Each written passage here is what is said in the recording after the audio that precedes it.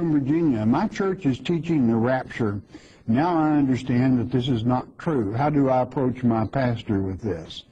Very carefully, okay? You know, you want to stop and you want to pray about this long and hard. If your pastor, let's say he belongs to an organized church and his credentials are with his retirement is with their organization.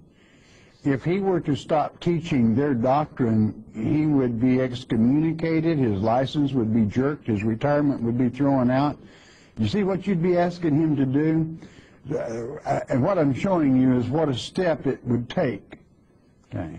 But no one can tell you what to do. You sail your own ship, and many times I would say your odds are pretty steep, but if you feel led of God, you go for it.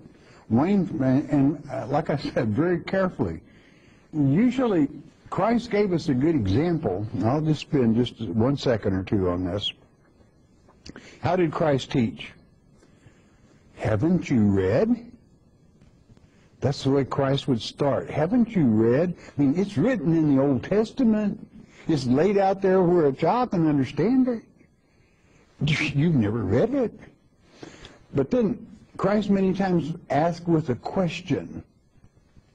So naturally, probably the best way for you to approach him is to say, I have great doubts that the rapture is going to exist. I think it's really the words of a very confused woman in 1830, according to history.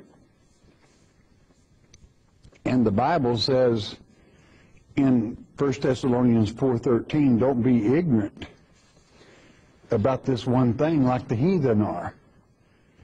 But those who are, if you believe Christ rose from the dead, and you better, or you're not really a Christian, then you better believe that all those that sleep in him, that means all the people that have died, are also with him. They've left. They're not here. They're not out here in the hole in the ground.